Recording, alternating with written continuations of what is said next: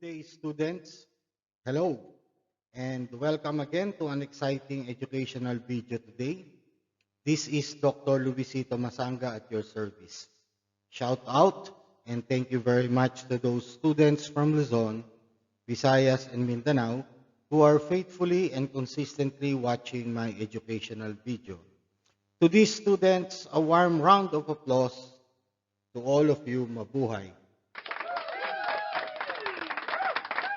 Our topic for today is about product metrics. Our learning outcomes at the end of the tutorial video, students will be able to learn the different key performance indicators to monitor product development performance. Secondly, understand the common key performance indicator used in economic matrix of the product. To continue,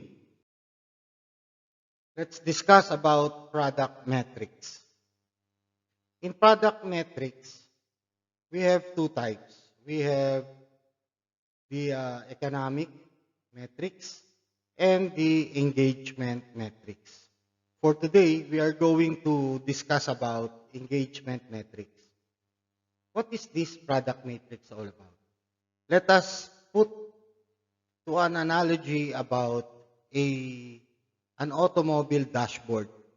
A car dashboard has, in front, it has a lighted panel, it has a odometer, it has a speed meter, it has a oil pressure gauge, it has a water level gauge, it has a fuel gauge. So these dashboards provides information indicator to the driver of the vehicle on the performance of his automobile, whether he needs to refill water or needs to refill fuel, and there are, light indicator that will blink to alert the driver that you have to refill fuel. Same is true, an odometer serves as the number of kilometers the vehicle is running so that you can perform your preventive maintenance activities. So this is how important a dashboard to a driver. Same is true with product metrics. This is about key performance indicators so that you can monitor the performance of your product starting from the introduction stage, growth, maturity, and decline stage. And these product metrics can, vary between different products and different industries. Okay. The first economic metrics is conversion rate. The consumer buying behavior process, the customer starts on a need recognition or a problem identification. And then it searches for information. After the search for information, it goes to the choices of alternatives, and then the purchase, and then the post-purchase. Okay? All right. So this is the search for information, and we have alternatives, and we have purchase. So ultimately, any marketer would like the objective of providing the customers or prospective customers the necessary information to address the need or an opportunity that the customer is needing. Therefore, the ultimate goal is to convert that potential prospective customer to a purchase of their product. No? So therefore, these are the different funnels. Now, what is conversion rate? Conversion rate, regardless of the product or company, customers go through a set of steps called the funnel, no, towards a certain goal. So let us assume that this is the funnel, and the ultimate goal is the purchase and the post-purchase. So conversion rate measures the percentage of users who make it from one step to the next. So this is step 1, step 2, step 3, and step 4. This could be from a product page to a checkout page, or from new customer to repeat customer, no? Purchase and then post-purchase. A conversion doesn't necessarily have to be a sale or a transaction, but could also include successful downloads or newsletter sign-ups, no? Especially if that is an e-commerce. So what is the formula for conversion rate? Conversion rate is equal to the number of users in that current page divided by the previous page. And then, example, checkout page visits divided by the product page visit. So the checkout page visit should be probably this change. No? There is a need recognition and a problem identification. If you have a page, you have a sort of product information, so the customers click on that page. Okay? And then the customer check out the features and benefit of your product on the next page. So this conversion rate can also be termed as click-through rate, or CTR. That is used especially in e-commerce, click-through rate. Okay?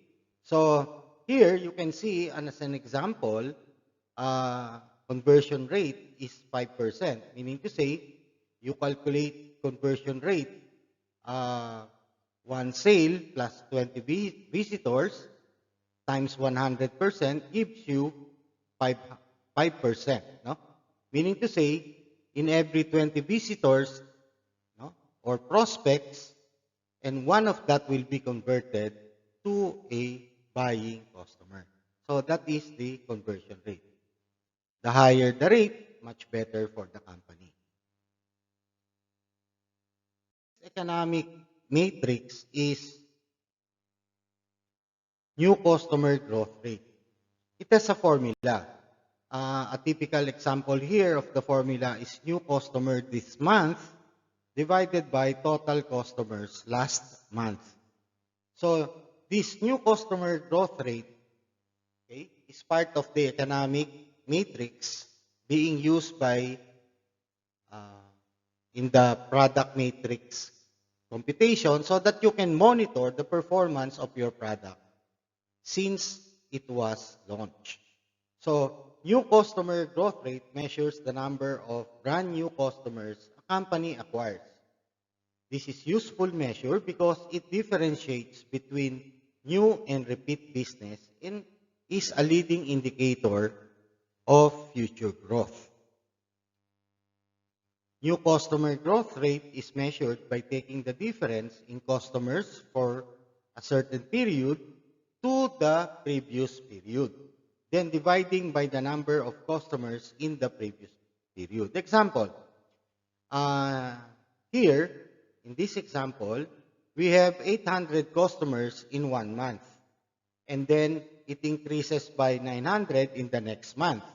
So if you want to get the new customer growth rate, the formula is 900 minus 800 divided by 800.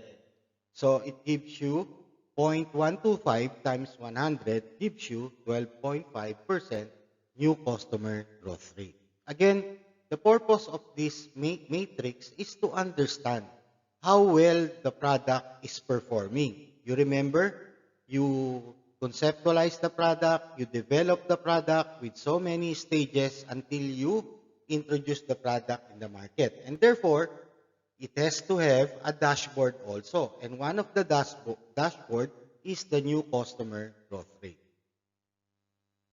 The next key performance indicator in the economic metrics is churn rate. What is this? This is the percentage of customers that the company loses during a certain period. No?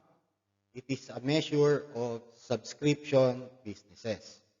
This is calculated by dividing the number of canceled subscriptions in a period by the total customer base. So, if you minimize churn or you reduce your churn rate, it shows that your product matches up well to the needs of your customer. So, the higher the churn rate, it is not better for the company. So, you must have the objective of reducing your churn rate. So, here in this formula, users at the beginning of period minus users at the end of period divided by users at beginning of period. So that's how to compute churn rate times 100 to give you percent. Very good. The next economic metrics is CPA. It stands for cost per acquisition. Okay? So the formula is equal to the total spend divided by the total conversion. So that gives you cost per acquisition. So cost per acquisition, it measures how much it costs to acquire a new customer. No? Very, very expensive to acquire new customer rather than to maintain an existing customer. This is generally measured closely by the marketing team, but it's an important product metric as it impacts your pricing decisions. Your price must exceed both how much the product or service costs to deliver, but also the amount spent, you know, on acquiring the customers. Of course, there are expenses like advertising, promotion. It's measured by the total direct marketing costs for a specific product divided by the number of new customers acquired for those efforts. The next economic metrics is customer lifetime value, or the acronym CLTV. What is this? Customer lifetime value, okay, is how much value the average customer is worth to the company. This is calculated by dividing the average lifetime spending per customer by the average cost to service a customer, your expenses. For example, for a subscription company, you'd multiply the subscription margin, that is price minus the variable cost, by the average subscription length to calculate the average gross margin generated by one customer. Or lifetime value is equal to monthly revenue times gross profit times lifetime in months.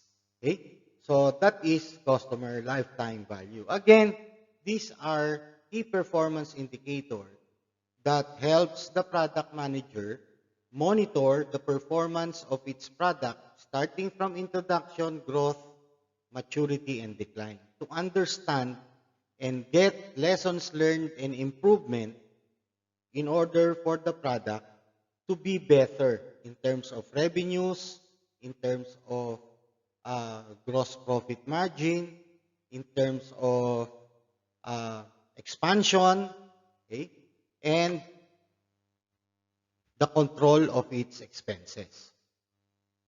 This is our reference for this topic.